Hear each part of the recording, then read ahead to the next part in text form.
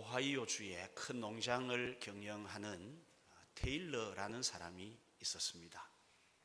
하루는 해가 뉘엿뉘엿 지는 저녁에 저 멀리 바라보니까 한 젊은 사람이 투벅투벅 그 앞에 다가왔습니다. 그리고 이 젊은이는 이 테일러에게 이야기를 하기를, 자신은 오갈 데가 없는 사람이니까 이 집에서 일을 하면서 먹고 살 수 있게 해달라고 부탁을 했습니다. 가만히 보니까 힘도 좀 쓸 것 같고 말하는 것 보니까 머리도 영리한 것 같아서 허락을 하고 창고에 딸린 작은 방에 기거하게 하였습니다. 이 젊은이는 열심히 일을 했습니다. 참으로 좋은 청년이었습니다. 그런데 그만 그 농장 주인의 딸과 사랑에 빠지고 말았습니다.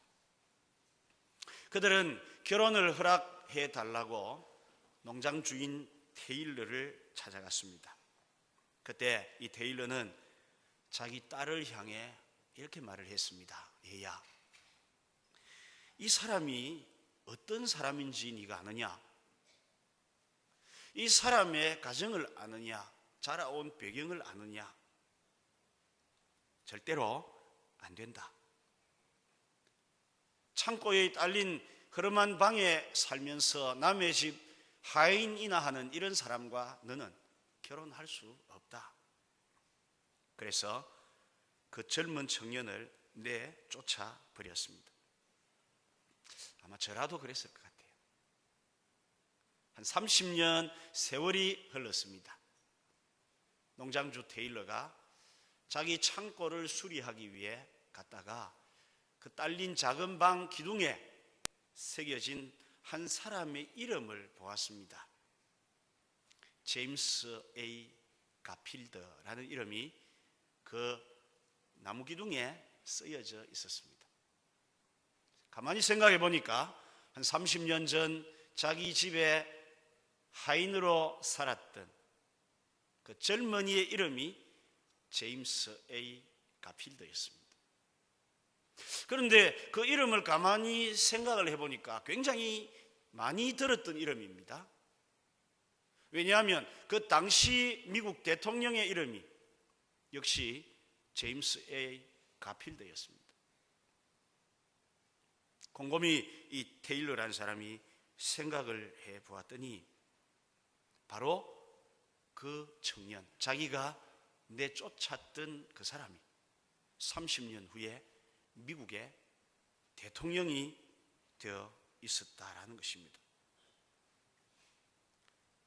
이 이야기의 핵심적인 내용은 사람은 겉 모양만 가지고는 알 수 없다는 것입니다. 오늘 본문은 사울이 아직 왕으로 있을 때 하나님께서 사무엘 선지자를 통해 다음 왕인 다윗을 세우는 스토리가 오늘 이 본문입니다. 간단하게 이야기를 정리해 보겠습니다. 1절을 보면 하나님께서 사울 왕을 패하시겠다는 말씀을 하심으로 사무엘 선지자는 굉장히 슬픔에 잠겨 있었습니다. 하나님이 이 사무엘 선지자에게 말씀을 하셨습니다.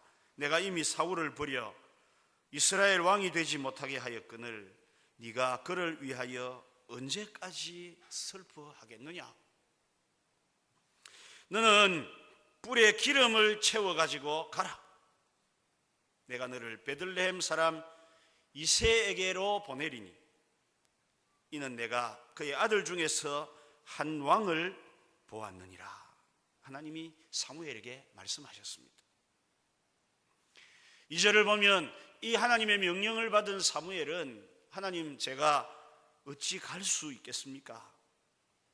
사울 왕이 이 이야기를 들으면 저를 죽이려고 할 것입니다. 그렇게 이야기를 하지요.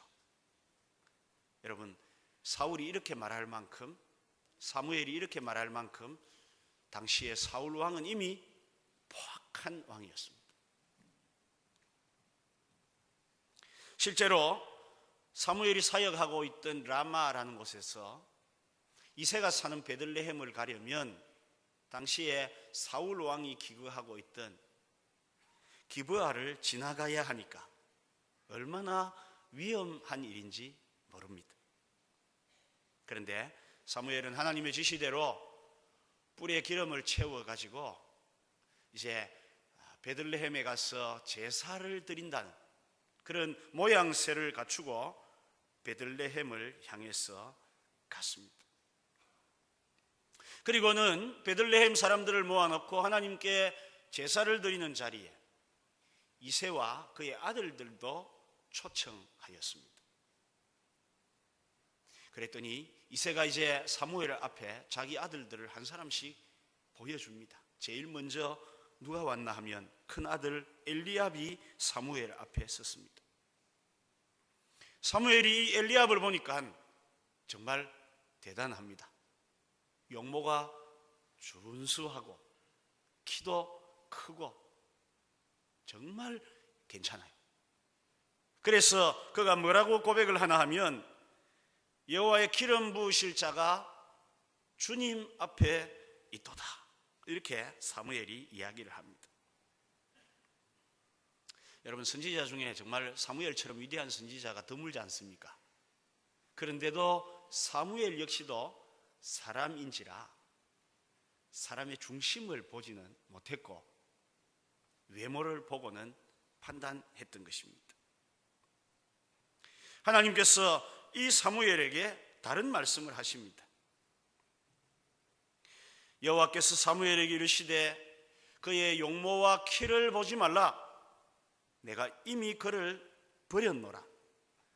내가 보는 것은 사람과 같지 아니하니 사람은 외모를 보거니와 나 여호와는 중심을 보느니라. 하나님은 사람의 외모를, 용모를 보시는 것이 아니고 무엇을 보신다고요? 중심을 보신다는 것입니다. 사무엘은 다른 이야기를 안 합니다. 다음 두 번째 아들인 아비나답을 불렀습니다. 그 앞을 지나게 했습니다. 그도 아니었습니다. 세 번째 아들 삼마가 사무엘 앞을 지나갔지만 그도 역시 아니었습니다. 이렇게 이새의 7 아들이 다 사무엘 앞을 지나갔는데도 불구하고 하나님이 그 사람에게 기름을 부으라는 사람이 없었습니다. 분명히 이새의 집에 아들 중에 있다고 하셨는데 7명 아들이 다 아닙니다. 그래서 사무엘이 이새에게 물어봅니다. 네 아들 다냐? 또 더 있느냐? 그랬더니 하나가 더 있는데 11절에 보면 아직 막내가 남았는데 그는 양을 지키나이다, 그렇게 이야기를 합니다. 여러분, 이와 비슷한 동화가 있죠. 신데렐라입니다. 언니들이 왕자와 춤을 추고 혹시나 왕자의 아내가 될 수 있는 가능성이 있어서 다 가고, 신데렐라는 뭐 합니까? 집에서 빨래하고 청소하고 흐드렛 일을 했습니다. 비슷한 이야기죠. 형들은 왕으로 간택되는 자리에 갔지만은 지금 다윗은 형들이 가고 난 그 자리에 뒤치다꺼리하고 그들의 양을 지금 지키고 있는 그런 형편이었다라는 것입니다. 여러분, 이게 무엇을 의미합니까? 다윗은 아들은 아들이지만 아들이 아닙니다. 아버지로부터, 형님들로부터 배제된 자식입니다. 한마디로 열외, 소외된 인생, 별 볼 일 없는 사람, 존재감이 없는 그런 자식이었다라는 것입니다. 사무엘이 그를 불러오게 합니다. 그래서 다윗이 늦게 드디어 이 사무엘 앞에 서게 됩니다. 12절을 보면 그의 빛이 붉고 눈이 빼어나고 얼굴이 아름다웠습니다. 그 순간 하나님으로부터 윤허가 떨어집니다. 이 사람이다, 이 아이에게 기름을 부으라 하나님이 말씀했습니다. 사무엘 선지자는 즉시 하나님 말씀에 순종해서 그 막내 말째, 이름 없는 그 자식 다윗에게 기름을 부어 왕으로 세웠던 것입니다. 이 스토리의 마지막은 13절에 보시면 이날 이후로 다윗이 여호와의 영에 크게 감동되니라 그렇게 되어 있습니다.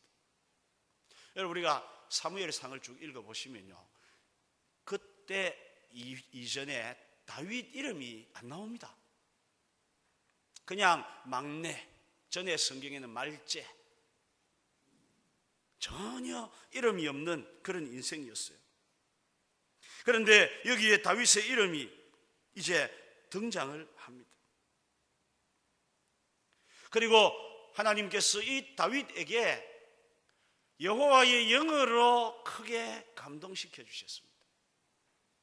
여호와의 영이 누구십니까? 성령이시죠. 크게 감동되었다라는 이 단어는 그대로 번역을 하면 여호와의 영이 다윗에게 크게 강하게 돌진해 들어갔다, 그런 말이에요. 하나님의 성령에 완전히 사로잡힌 사람이 되었다는 것입니다. 오늘 신약적인 표현으로 하면 성령이 충만한 사람이 되었다. 아멘. 그런 사람이 되었습니다. 여러분, 이 이후로 우리는 다윗 행적을 보면 그가 얼마나 하나님의 성령에 감동되었는지를 알 수 있습니다. 우리가 본문으로 삼은 말씀 바로 뒤에 14절을 보면 사울 왕에게 악령이 들어갑니다. 악한 영이, 마귀가 들어가요. 그래서 악령이 들어갈 때마다 사울은 미친 그런 행동을 합니다. 그런데 성령에 감동된 다윗이 그 사울 앞에서 수금, 우리로 하면 금은고 가야금 비슷한 겁니다. 수금으로 이렇게 연주를 하면요, 사울에게 있었던 악령이 떠나가는 그런 역사가 일어났습니다. 오늘 본문 16장 바로 뒤에 17장을 보면 블레셋이 이스라엘에게 싸움을 걸어오는데 블레셋 선두에 서 있는 장수가 누굽니까? 골리앗입니다.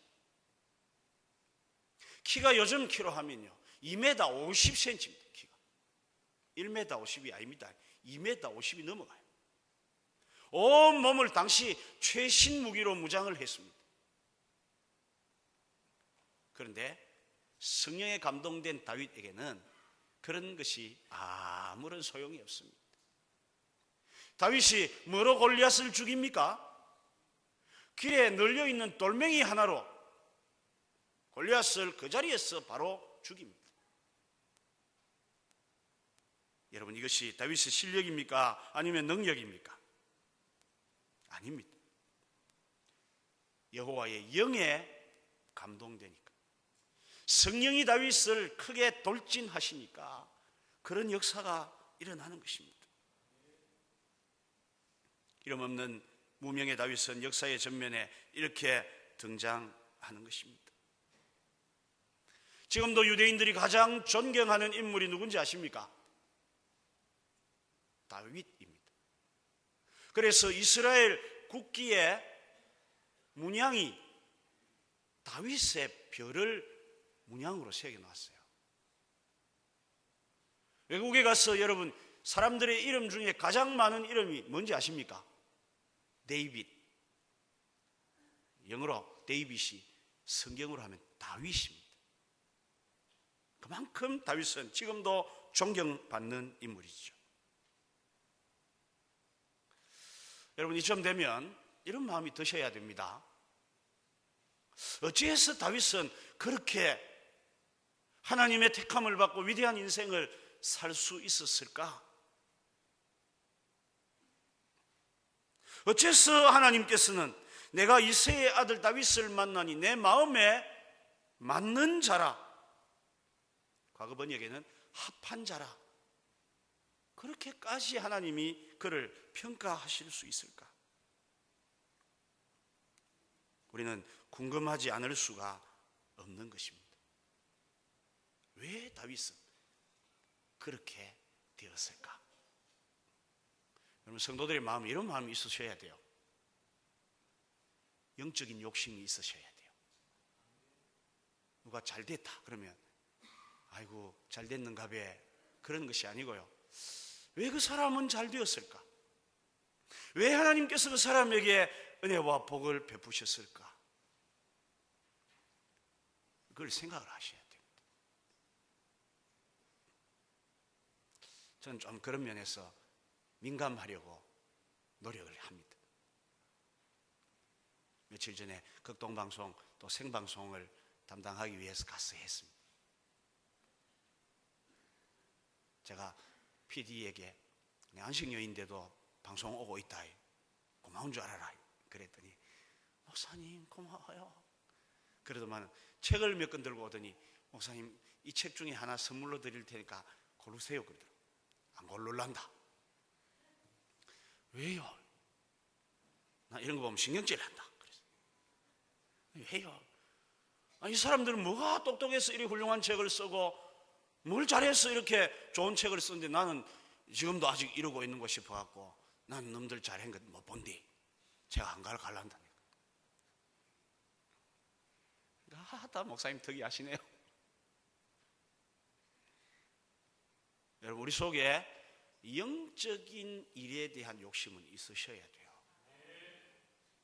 그것마저 우리에게 없으면 우리의 앞날이 어떻게 될지 장담할 수 없습니다. 다른 사람들이 잘 되는 일에 대해 배 아파하거나 시기 질투하면 절대 안 됩니다. 그러나 그냥 무감각하게 넘어갔어도 안 됩니다.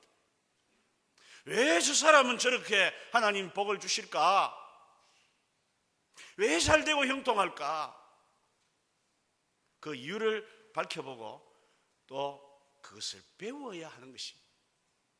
이게 제대로 된 성도의 모습인 것입니다.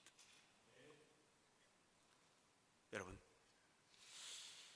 어째서 다윗은 이렇게 위대한 인생을 살았습니까? 오늘 본문은 우리에게 그 사실을 분명하게 밝혀주고 있습니다. 드라마를 보니까 그런 이야기를 합니다.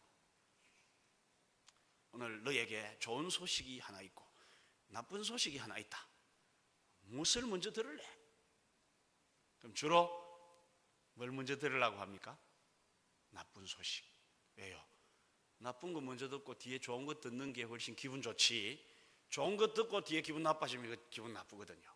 그래서 나쁜 소식 먼저 다 들어요. 오늘 이 본문도 보니까 비슷해요. 이 본문 속에는 다윗이 약한 점, 좋지 못한 점도 있고 다윗의 강점도 있더라는 것입니다. 그 가운데 우리는 먼저 다윗의 약점을 살펴보겠습니다. 이것을 살펴볼 때 먼저 주의해야 할 것은, 오늘 우리의 시각에서 다윗을 보면 안 되고 당시 상황에서 그를 보아야 한다는 점입니다.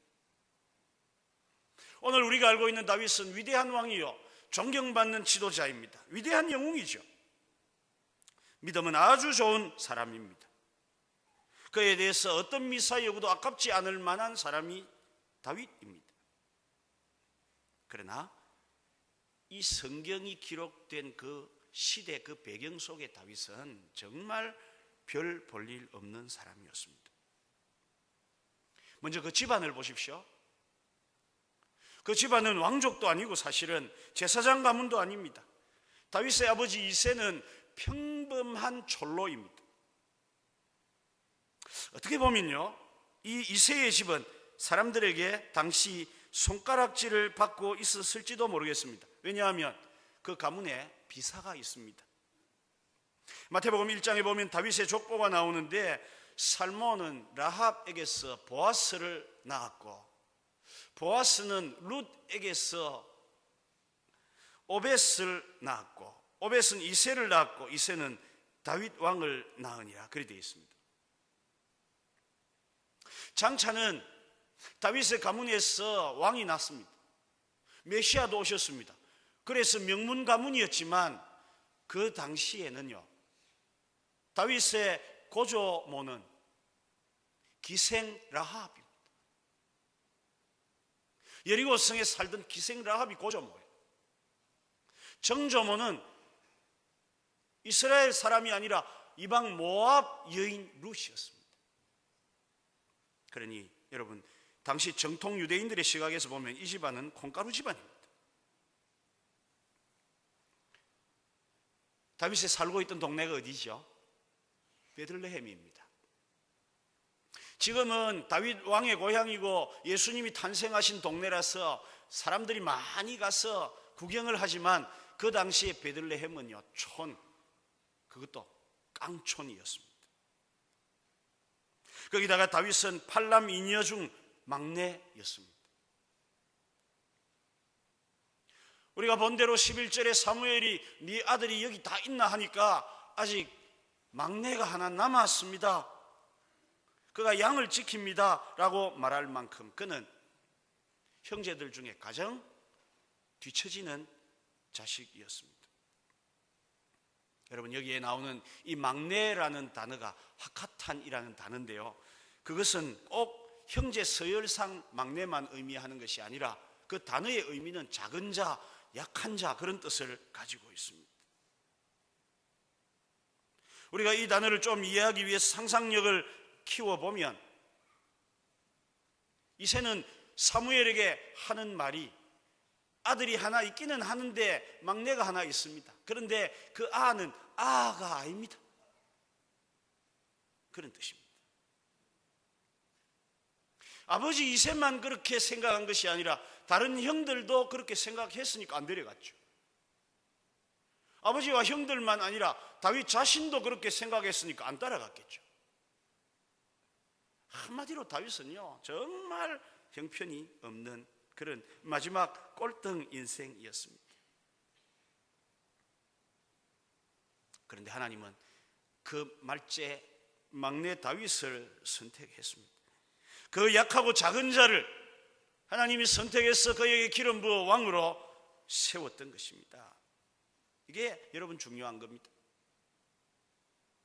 우리 하나님의 이런 선택에는 항상 역설이 있어요. 파라독스한 면들이 있습니다. 그래서 우리가 이런 다윗을 볼 때 내게도 가능성이 있구나, 나의 가능성을 보게 되는 거예요. 다윗이 위대하기만 해보십시오. 우리가 그 발 뒤꿈치나 따라가겠습니까? 그런데 다윗은 막내였어요. 약한 자였습니다. 그러기에 우리에게도 희망이 있다는 것입니다. 우리 성도들 가운데 말째가 있습니다. 뭘 하면 꼴찌 하는 분이 계세요. 우리 학생들 가운데도 공부가 하위 등급에서 7등급, 8등급 하고 있는 애들도 있을 겁니다. 사람들 가운데 우리가 말단일 수도 있습니다. 다윗처럼 막내요 약한 자일 수 있습니다. 네, 여러분 아셔야 합니다. 그래도 하나님이 선택하시면 위대해지는 것입니다. 우리는 다윗처럼 여러 가지가 약하고 부족합니다. 우리 마음이 그래요. 새해가 밝았지만은 마음이 든든합니까? 앞날에 대한 두려움이 있습니까? 두려움이 있죠. 힘도 부족합니다. 물질도 약합니다. 실력도 없습니다. 그래서 우린 작은 자예요. 존재감이 없고 소외되고 별 볼 일 없는 인생들입니다. 그래도 희망이 있습니다. 왜요? 이 막내 말째 약한 자, 작은 자 다윗을 들어 크게 세우시는 하나님이 분명히 살아 계시기 때문입니다. 고린도전서 1장 26절 이하의 말씀을 보십시오. 형제들아, 너희를 부르심을 보라. 육체를 따라 지혜로운 자가 많지 아니하며 능한 자가 많지 아니하며 문벌 좋은 자가 많지 아니하도다. 그러나 하나님께서 세상에 미련한 것들을 택하사 지혜 있는 자들을 부끄럽게 하시려고 세상에 약한 것들을 택하사 강한 것들을 부끄럽게 하시며 하나님께서 세상에 천한 것들과 멸시받는 것들과 없는 것들을 택하사 있는 것들을 폐하려 하시나니 이는 아무 육체도 하나님 앞에서 자랑하지 못하게 하려 하심이라. 하나님은 우리 같은 걸 택했습니다. 우리처럼 문벌 없고 지혜 없고 힘 없고 약한 것들을, 오늘 우리가 죽어도요 세상이 눈도 깜짝 안 하는 것들이 우리는 다 이런 우리를 하나님이 택해서 우리를 존귀하다, 귀하다, 너는 내 것이, 내가 너를 지명하여 불렀다.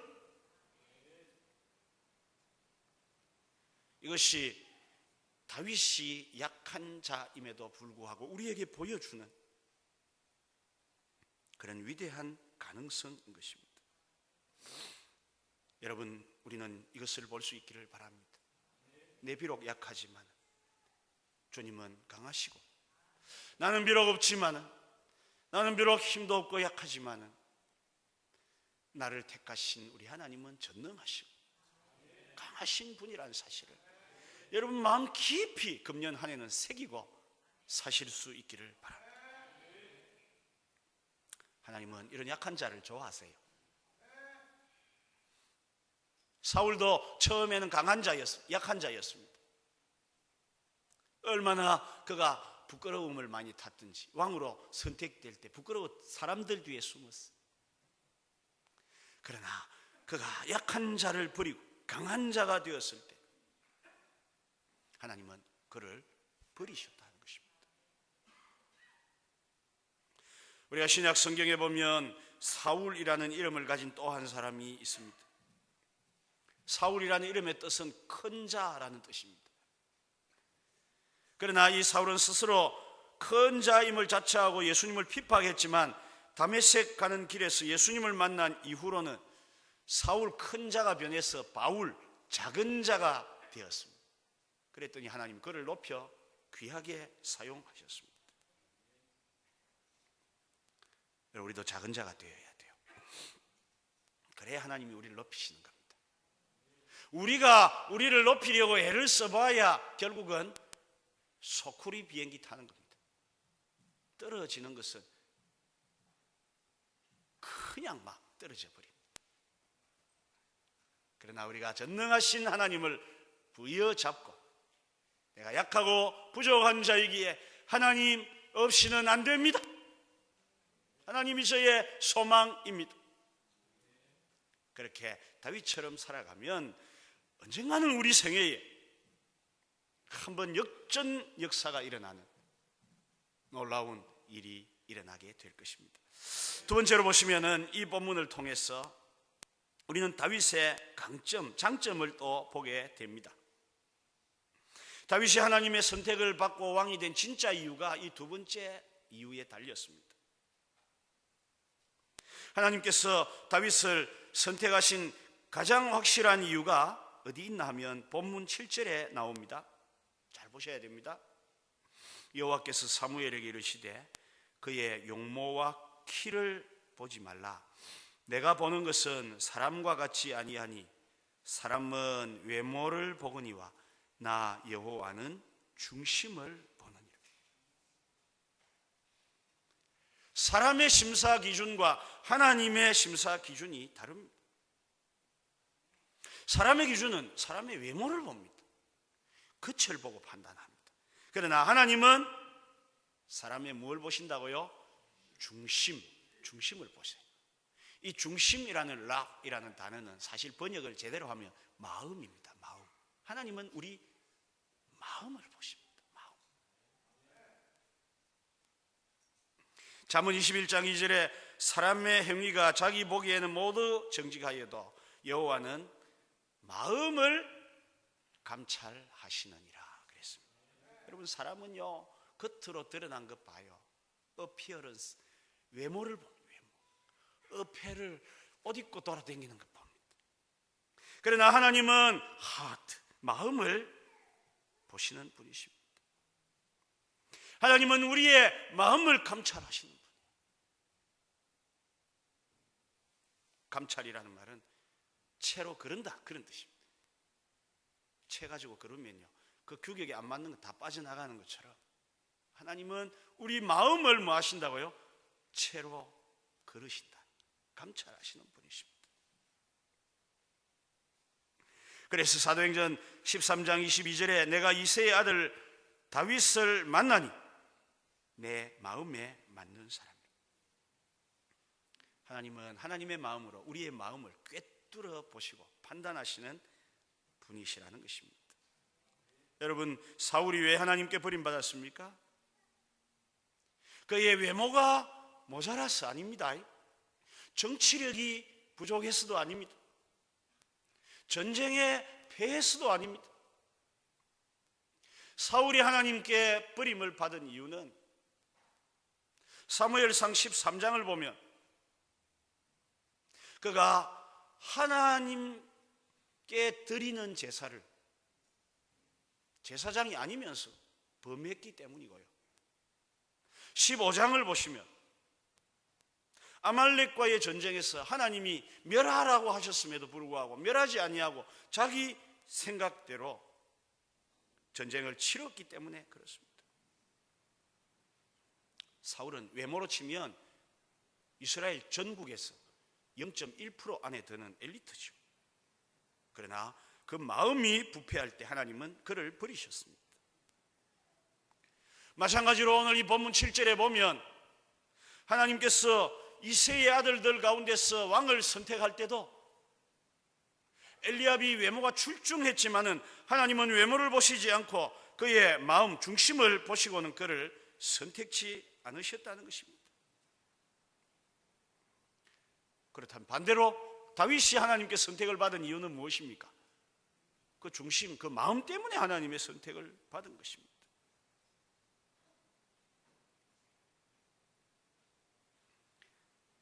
잠언 24장 12절에 마음을 저울질하시는 이가 어찌 통찰하지 못하겠으며 내 영혼을 지키시는 이가 어찌 알지 못하시겠느냐. 하나님은 다 아세요. 다윗의 마음이 어떻는지 보니까 다윗의 마음이 하나님께 듭니다. 그래서 그를 왕으로 선택해서 사무엘 보고 기름을 부으라 왕으로 세웠던 것입니다. 여러분 분명히 아셔야 됩니다. 외모로 마음을 숨길 수 없습니다. 우리 그리스도인은 마음이 중요합니다.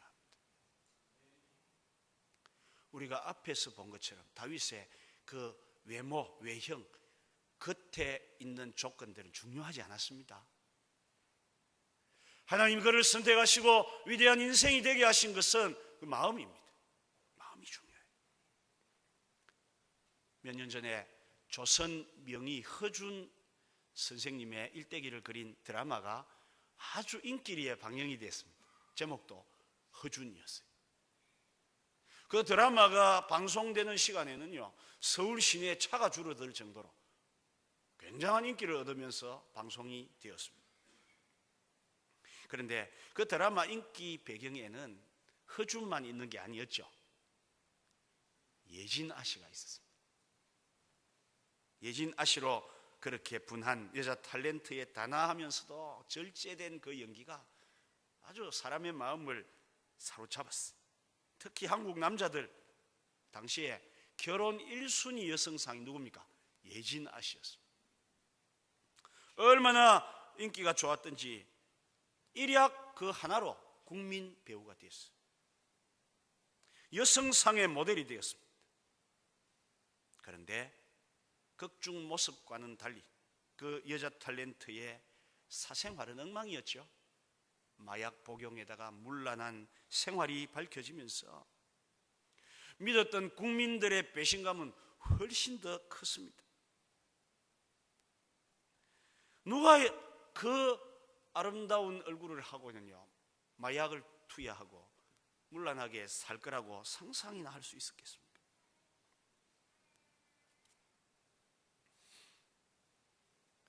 지금 우리 한국은 외모지상주의에 빠져 있어요.